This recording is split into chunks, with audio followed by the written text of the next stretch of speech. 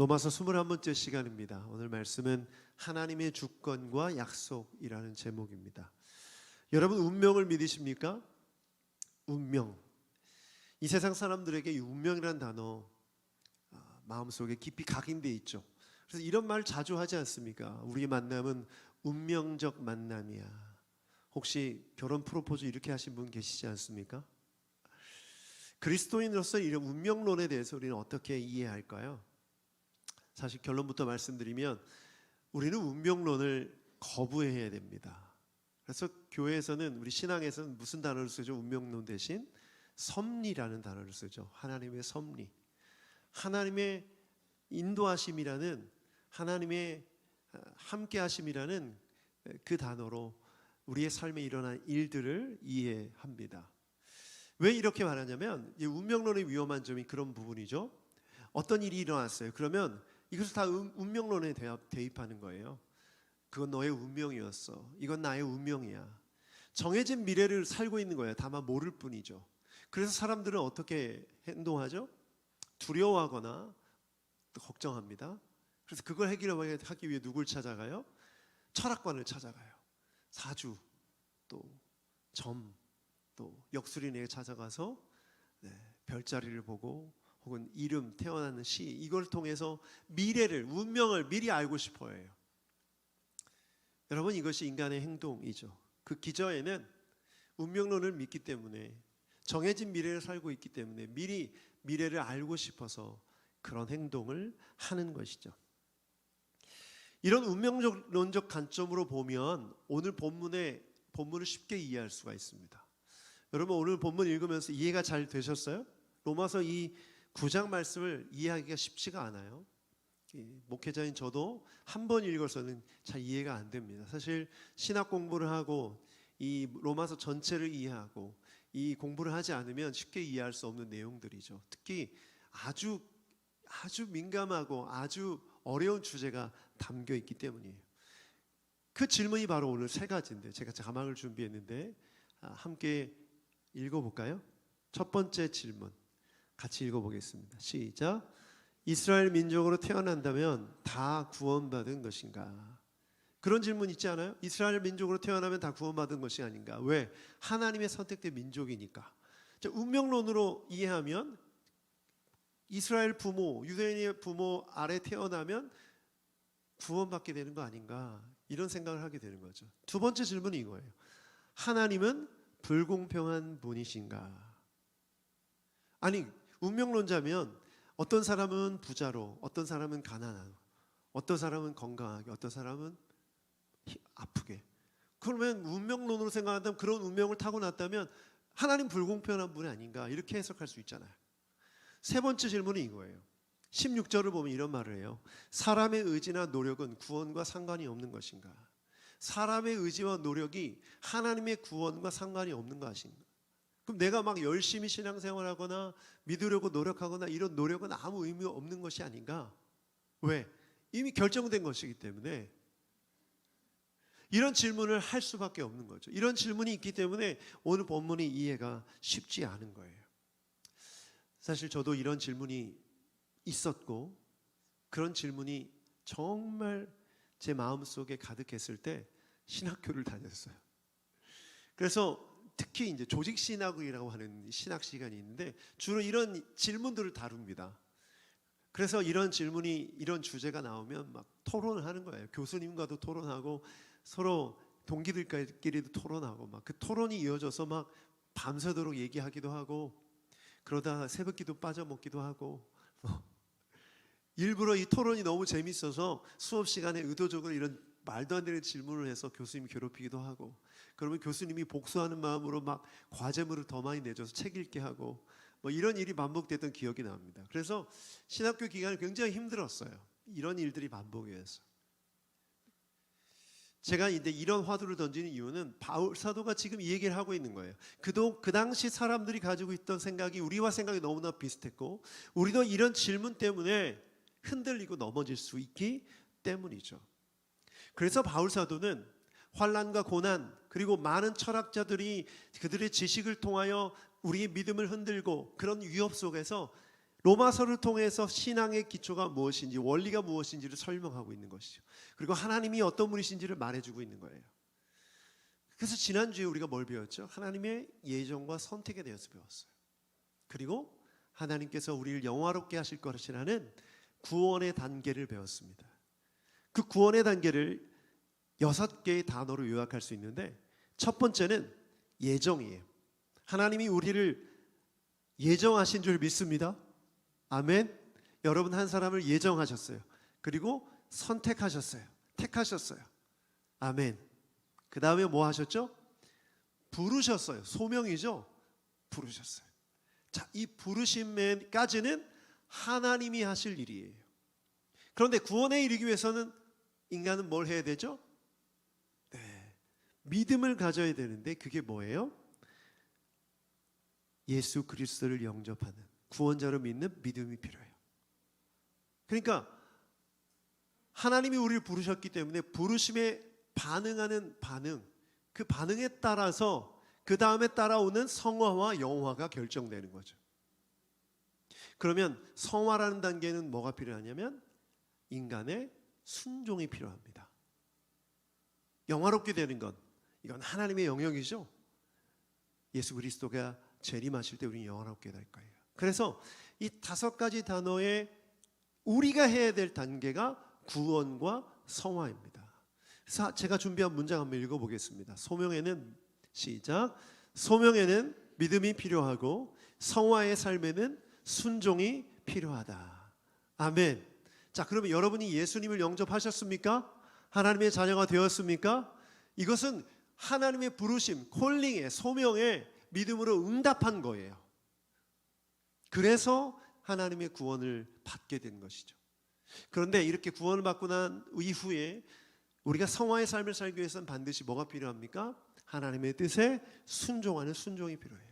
그렇게 되면 점점 성화되어서 나중에 부활 때에 완전히 영화로운 모습으로 영광을 얻게 되는 것이죠.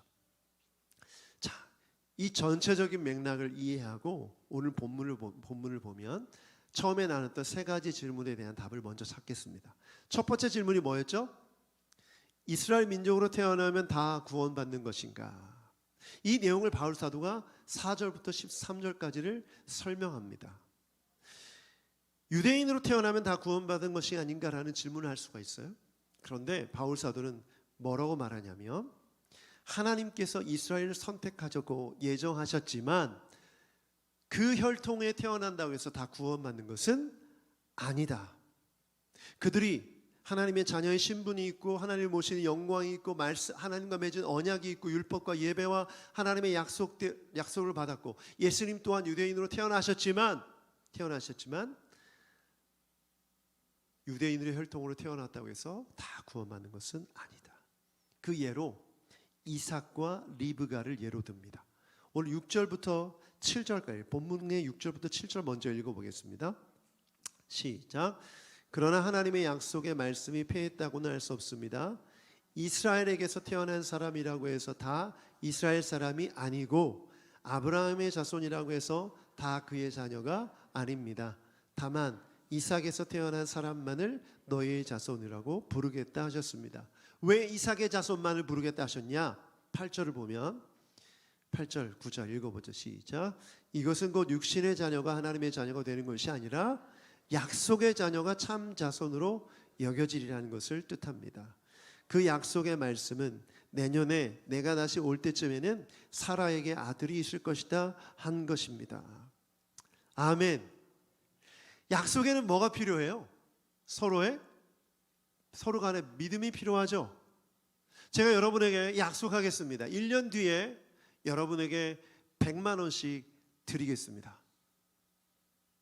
다 믿지 못하잖아요 지금. 목사님 그런 돈이 어디 있어? 그러면 1000만 원씩 드리겠습니다. 네, 말도 안 되는 얘기죠. 지금 왜 제 말을 여러분 믿지 못하는 거죠? 저를 믿지 못하기 때문이죠. 제 통장 잔고를 다 아시고 지금 뭘 얘기하고 있는 거예요? 약속을 하는 사람, 그 대상을 신뢰하느냐 믿느냐 안 믿느냐가 중요한 거죠. 지금 아브라함에게 하나님이 뭘 약속하셨죠? 이삭을 약속하셨어요. 그러면 약속하신 그 약속을 경험하려면 뭐 해야 됩니까? 약속을 믿어야죠. 지금 제가 한 말을 믿는 분에게 드리겠습니다. 이러면 아멘 하잖아요. 그럼 못 믿는 분이 계실 거고 안 믿는 분이 계실 거예요. 그 기준은 바로 그 사람의 선택인 거죠. 자, 그러면 아브라함에게 하나님께서 의롭다고 여기신 건 아브라함의 행위예요, 믿음이에요? 믿음이죠. 뭘 믿었기 때문에? 하나님의 약속을 믿었기 때문에. 아주 중요한 원리죠. 그러므로 이스라엘의 자손으로, 아브라함의 자손으로 태어났다고 해서 구원받는 것이 아니라 하나님의 약속을 믿어야만 구원받는다. 그러므로 약속의 자녀가 구원받는다는 것은 바로 그런 뜻입니다. 그렇다면 문제는 에서와 야곱이에요. 이삭의 두 아들이죠. 쌍둥이였어요. 바울 사도가 이 에서와 야곱을 예를 들면서 이렇게 말합니다. 10절부터 12절까지 말씀이 있는데 11절부터 12절까지 한번 읽어보겠습니다. 11절부터 12절. 11절 시작.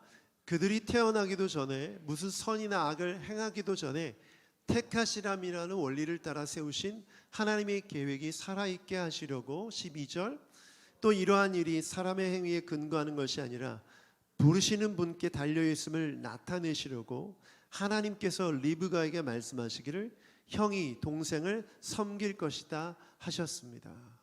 바울 사도는 또 다른 얘기를 해요. 인간이 뭘 하기도 전에 하나님이 미리 선택하셨고 그 선택에 따라서 결과가 나타나는 거예요. 그러면 택하심의 원리를 우리가 이미 배웠죠. 그럼 택하셨다는 건 뭘 뜻해요? 예정을 뜻하고, 예정은 뭘 뜻해요? 하나님이 계획이 있었다는 거죠. 여러분이 구원받은 건 하나님의 계획 가운데 일어난 일인 줄 믿습니다. 아멘. 바울 사도는 그걸 설명하는 거예요. 지금 이 초대교회의 환난과 핍박 가운데 예수를 믿은 너희들은 하나님의 계획 가운데 믿게 된 사람이라는 걸 얘기하는 거죠. 그 예로 에서와 야곱을 말하고 있는 거예요. 자, 그렇다면 에서가 뭘 팔아먹었죠? 동생에게 장자권을 팔아먹었죠. 그 행동 때문에 이 결과가 있게 된 것이 아니라 그 행동 이전에 이미 태중에 임신했을 때부터 하나님이 미리 그 계획을 갖고 계셨다. 그러므로 야곱이 잘나서가 아니라 에서가 못나서가 아니라 그들이 잘하고 못하고가 아니라 하나님이 미리 선택하셨다라고 하는 거예요. 자, 여기 질문이 생기지 않아요?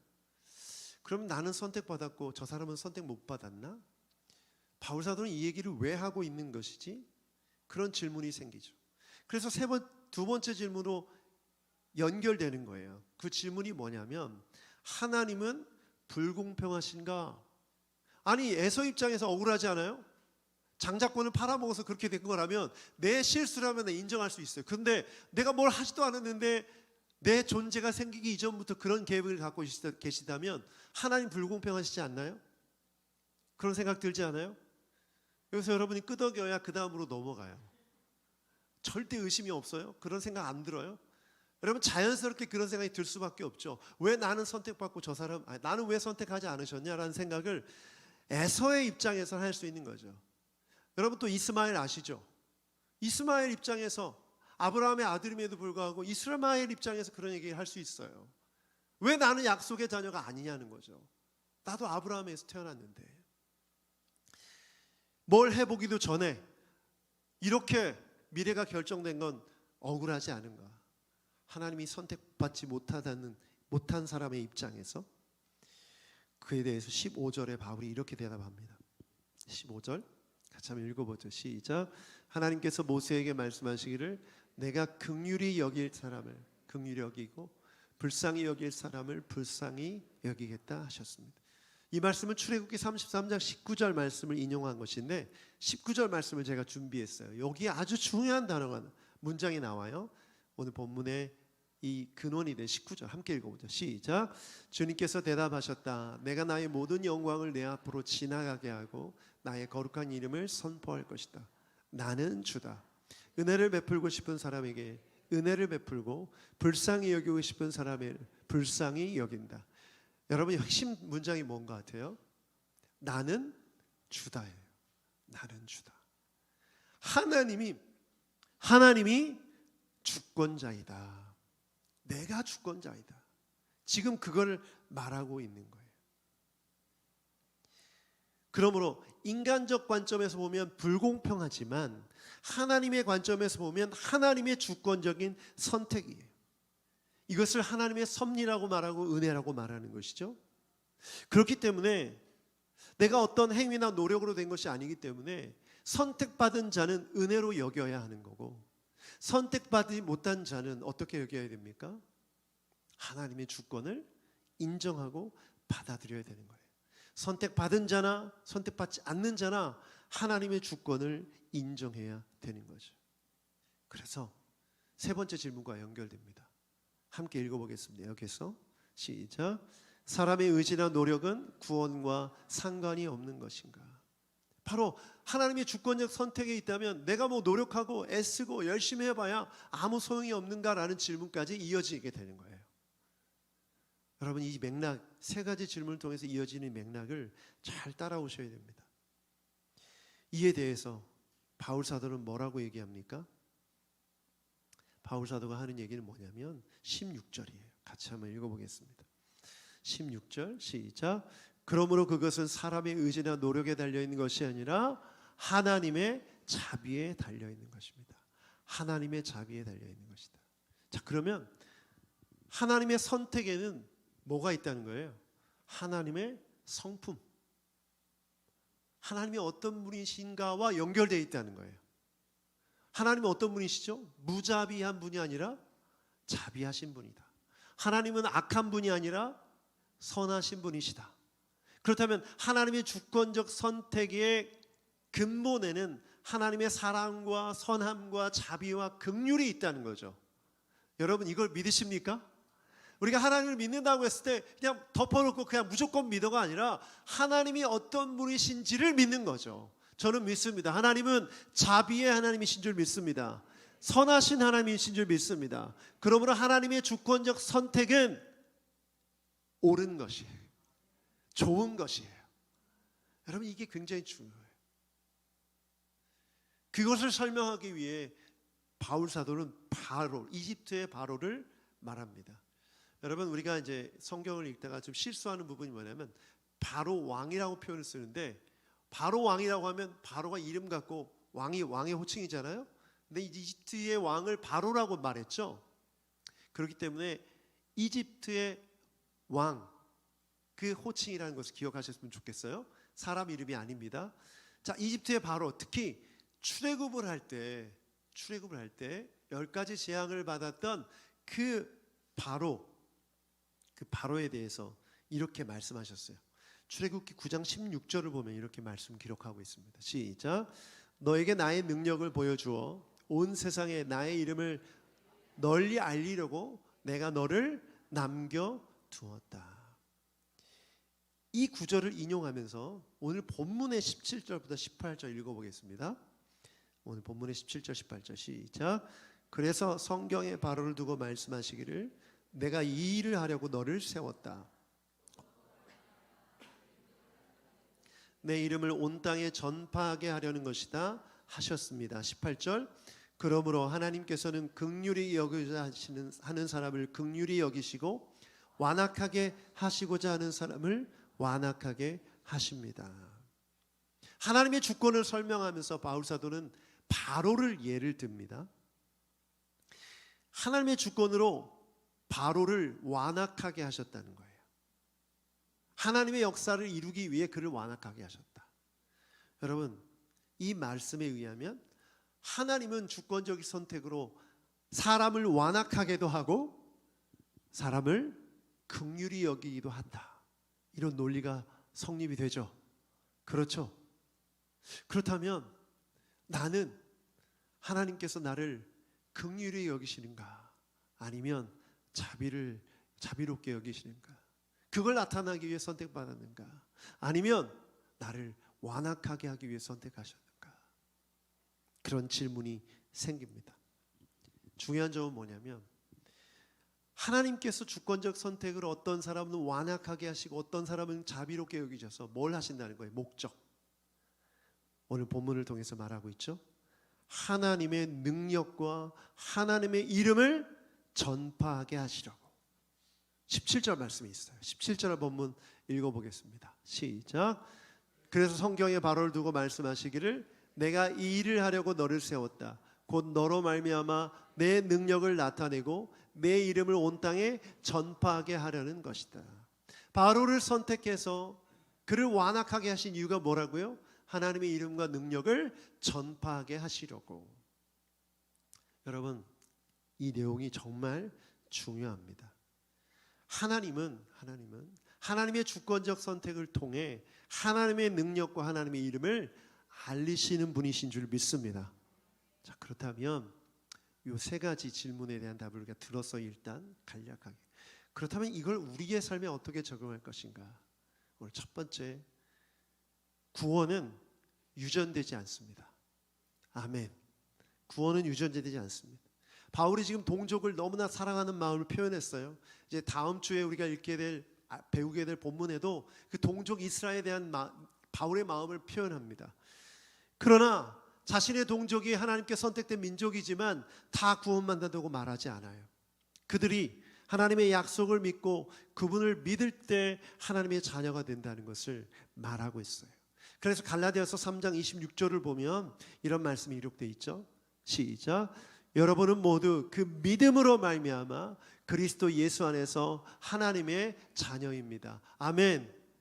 혈통으로 말미암아가 아니라 행위로 말미암은 것이 아니라 믿음으로 하나님의 자녀가 됨을 믿습니다. 아멘. 바울은 그걸 말하는 거예요. 유전적으로 이어지는 것이 아니다. 그러면 우리는 이것을 우리의 삶에 대입해야 돼요. 믿는 사람이 내 와이프니까 나는 구원받을 거야. 우리 집안이 3대째 믿음의 혈통이야. 우리 교회, 우리 집안의 목사가 몇 명이야.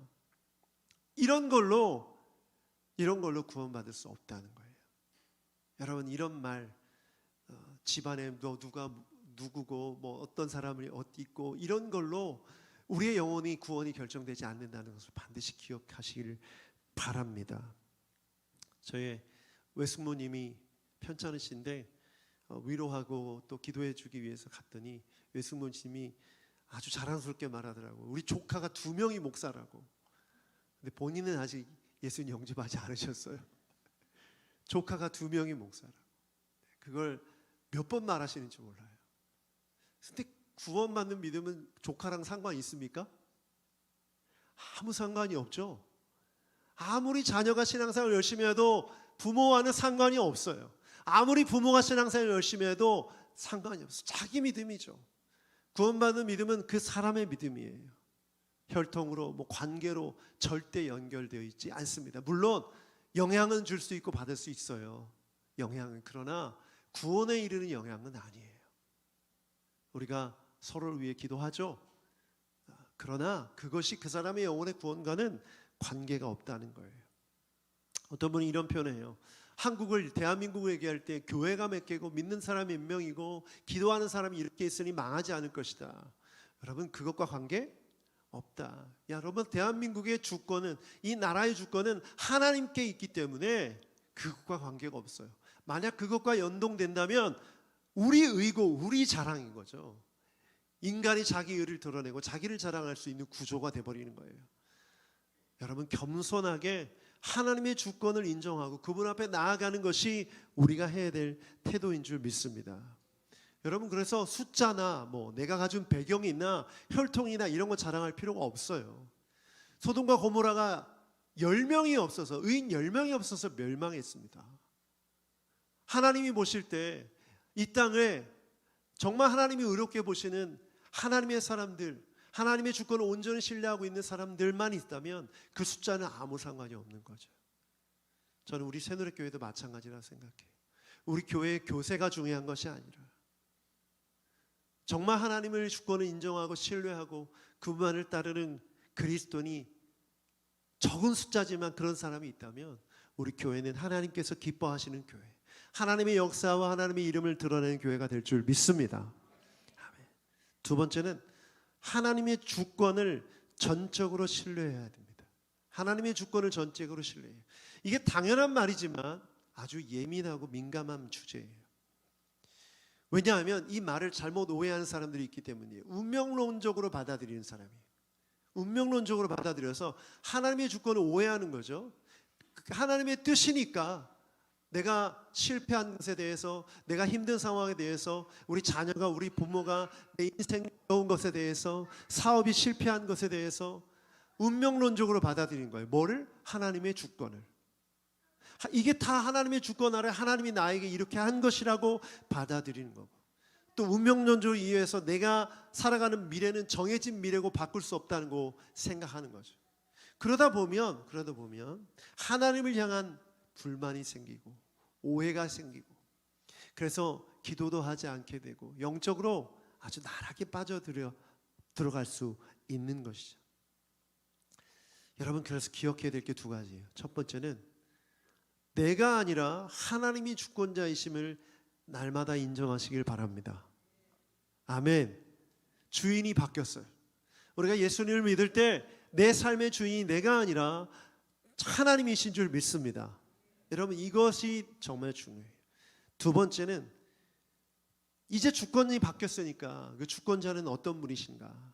바로 선하신 분이라는 거예요. 주권자신 하나님께서 나를 인도하실 때 내게 일어난 모든 일을 허용하시고 허락하신 이유가 뭐냐는 거예요. 하나님이 악하신 분이어서 우리를 괴롭히고 힘들게 하려고, 우리를 막 수렁에 빠뜨려서 헤어나지 못하게, 그래 쌤통이 나서 죄를 지었으니까 죄값을 치러라, 이렇게 벌 주려고?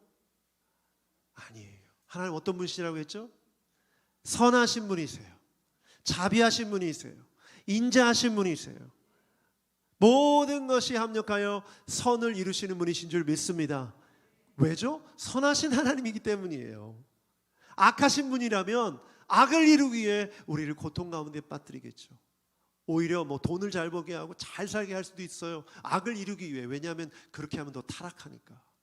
그런데 하나님께서 우리의 삶에 고난과 아픔과 힘든 부분을 허락하신 이유는 바로 하나님의 선을 이루기 위함이고, 하나님이 선하신 하나님이시기 때문이라는 거예요. 결국 우리는 이것을 믿고 우리의 자유의지를 들여 뭘 선택해야 됩니까? 하나님의 뜻을 선택해야죠. 이걸 순종이라고 하죠. 그런데 만약 내가 하나님의 선하신 하나님의 주권을 날마다 인정하고 순종하지 않으면 이 세상의 주관자인 우리를 공중권세 잡고 우리를 괴롭히는, 우리를 유혹하는 마귀 앞에 순종하게 되는 거고, 그 뜻을 따라가게 되면 멸망의 길로 가게 되는 것이죠. 저는 여러분이 그렇게 되지 않기를 바랍니다. 주권자이신 하나님, 선하신 하나님께 순종하는 여러분 되길 축복합니다. 그러면 뭐가 이루어져요? 결국 선하신 하나님의 뜻이 이루어질 줄 믿습니다. 하나님은 절대 불공평한 분이 아니세요. 하나님은 절대 부당하고 폭력적인 분이 아니세요. 그분은 우리를 날마다 선한 길로 인도하시는 분이신 줄 믿습니다. 하나님의 주권을 인정하고 신뢰하는 여러분 되길 축복합니다.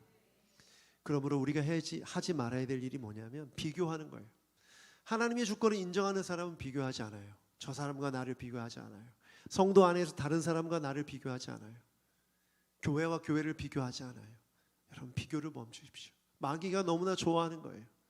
아니, 왜 저 남편은 저렇게 성실하고 신앙생활 열심히 하고 저렇게 믿음이 좋은데 왜 내 남편이 이래? 이런 비교하지 마세요. 다 하나님의 주권을 인정했다면 그 주권적 섭리 안에 있는 거죠. 선하신 하나님이 나를 인도하고 계신다는 믿음으로 나아가는 여러분 되길 축복합니다. 이것이 정말 중요합니다. 세 번째는 우리를 예정하시고 택하신 목적을 기억하십시오. 우리를 긍휼히 여기셔서 우리를 구원하신 이유는 하나님의 능력과 이름을 온 땅에 전파하게 하려고. 그래서 바로의 예를 들었지 않습니까?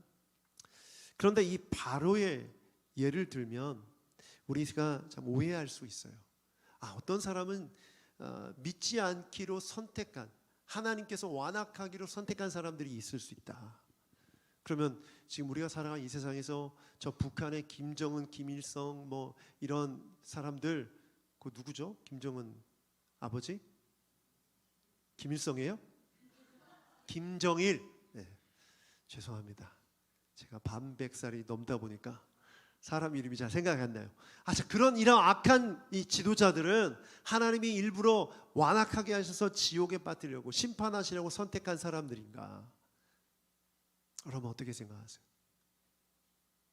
우리가 이미 로마서를 통해서 배웠어요. 이제 이걸 잘못 이해해서 지나가는 사람들을 보면서 혹은 우리 가족 중에 안 믿는 사람을 보면서 저 인간은 지옥 가게 선택된 사람들이야.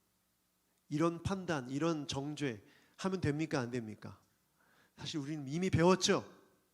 모든 사람이 죄인인데 그 모든 사람을 차별 없이 구원하시기 위해 복음을 하나님께서 허락하셨다. 믿으십니까? 로마서 1장 16절 말씀 함께 읽어보겠습니다. 시작. 나는 복음을 부끄러워하지 않습니다. 이 복음은 유대 사람을 비롯하여 그리스도 사람에게 이르기까지 모든 믿는 사람을 구원하는 하나님의 능력입니다. 여러분 우리가 성경을 읽을 때 구약과 신약을 잘 이해해야 돼요. 여러분 구약과 신약을 구분하는 기준이 뭐예요? 예수님이죠. 예수님이 복음인데 예수님이 오시기 전에 일어난 일들과 역사를 이해하는 방법과 예수님이 온 이후에 하나님의 역사를 이해하는 방법이 달라야 돼요. 지금 바울이 바로로 예를 든 건 구약 시대에 일어났던 일인데 그 일을 통해서 지금 우리의 삶 가운데 일어나는 일들 가운데 하나님께서 하나님의 사람들을 선택하셔서 무엇을 하기 원하시는지를 설명하기 위해 예를 든 것이라는 거예요.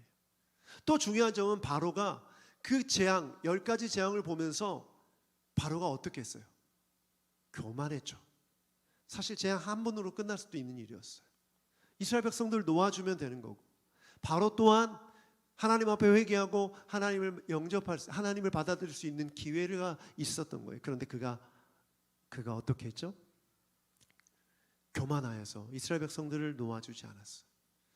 그 본인의 선택이 있었던 거죠. 자, 그렇다면 이제 예수님 이후에 우리가 살고 있는 이 시대 속에서 이것을 어떻게 해석할 것인가? 오늘 로마서 1장 16절에 보면 모든 사람을 구원하는 하나님의 능력이라고 말하고 있어요. 여기 예외가 있습니까? 없습니까? 예수님을 통해서 우리에게 주어진 복음은 예외가 없는 줄 믿습니다. 저 북한 땅에 있는 저 악한 지도자인 김정은조차도 그가 예수 그리스도를 믿고 회개한다면 하나님은 구원하십니다. 그렇죠? 여기 차별이 없어요. 만약 차별한다면 그건 큰 문제죠. 미워할 수는 있어요. 여러분이 미워하는 감정마저 제가 어떻게 할 수 없어요. 그러나 그것을 복음을 훼손해서는 안 되는 거죠. 내 감정과 복음 별개인 거예요. 중요한 점은 뭐냐면 하나님께서 우리를 선택하신 이유, 우리를 부르신 이유, 그 목적이에요. 여러분, 하나님은 우리를 통해서 모든 사람을 구원하기 원하시는 줄 믿습니다. 그렇다면 이 모든 사람은 다 하나님이 예정하시고 택하신 사람인 거죠. 아직 예수님을 믿지 않는 사람 중에 하나님이 지옥 보내려고 더 선택한 사람이 있는 게 아니라 복음으로, 그 복음의 관점으로 이 시대에 있는 모든 사람들은 다 하나님이 구원하시려고 예정하시고 선택하신 사람이라는 거예요. 그리고 그들을 부르시고 계시다는 거예요. 근데 문제는 뭐죠? 아까 제가 처음에 말씀드렸죠. 믿음으로 순종하느냐, 순종하지 않느냐. 믿지 않는 가족이 있어요. 그 믿지 않는 가족에게 여러분 복음 전하셨어요? 안 전하셨어요? 아직도 안 전했어요? 그럼 전하시길 바랍니다. 여러분이 전했어요. 그건 뭘 뜻해요? 여러분의 입을 통해서 하나님이 소명, 콜링하신 거예요. 누구를? 그 믿지 않는 사람을. 그런데 그 콜링을 받았어요. 근데 콜링을 받았는데 믿음으로 반응하지 않았다면 구원에 이르지 못하는 거죠. 그런데 그것을 믿음으로 받아들인다면 구원에 이르게 되는 거죠. 여러분은 그 콜링을 받아들인 사람들인 것이죠. 자, 그렇다면 여러분을 통해서 이 구원의 복음이 전파되어지고 하나님의 능력을 나타내는 것, 그것이 바로 우리가 해야 될 일인 줄 믿습니다. 아멘. 그래서 여러분, 하나님은 우리를 사랑하십니다. 왜 사랑하시죠? 하나님의 형상대로 우리를 창조하셨고 우리를 구원하기 원하셔요. 하나님의 존귀한 자녀이기 때문에, 사랑하시기 때문에 우리를 구원하기 원하신다는 거예요. 이것을 하나님의 예정과 선택의 개념으로 이해할 필요가 있습니다. 사랑하는 여러분, 이제 여러분 모두는 하나님의 선택과 예정을 통해 구원받은 하나님의 자녀인 줄 믿습니다. 그러므로 내가 왜 구원받았는지를 기억하고 살아야 돼요. 하나님 우리를 통해서 하나님의 이름의 능력과 영광을 나타내기 원하십니다. 그러므로 우리 모든 인류에게 주어진 그 소명, 그 부르심을 전하는 여러분들에게 축복합니다. 받아들이는 것 그들의 몫이에요. 그들의 믿음으로 하나님을 선택하는 건 그들의 몫이에요. 그러나 전하는 건 우리가 해야 될 일인 거죠. 그래서 마지막 결론, 오늘 결론은 딱 두 문장입니다. 설교 제목에서 나와 있어요. 교회는, 성도는 하나님의 약속을 받은 공동체인 줄 믿습니다. 아멘. 어떤 약속? 구원의 약속. 두 번째, 교회는 하나님의 주권을 믿는 공동체입니다. 하나님이 우리의 삶을 다스리심을 믿습니다. 나의 삶을 다스리심을 믿습니다. 그렇다면 어떤 상황 속에서도, 어떤 환난과 핍박 속에서도 하나님의 주권을 믿고 나아가야 되는 것이죠. 저는 축복합니다. 우리 새누리교회 모든 성도들에게 이 하나님의 주권 아래 하나님의 은혜와 하나님의 복이 임하길 축복합니다. 어떤 상황 속에서도 선하신 하나님을 믿고 따라가는 여러분 되길 축복합니다. 아멘. 오늘 주신 말씀 기억하며 우리 찬양하고 기도하며 나아갑시다.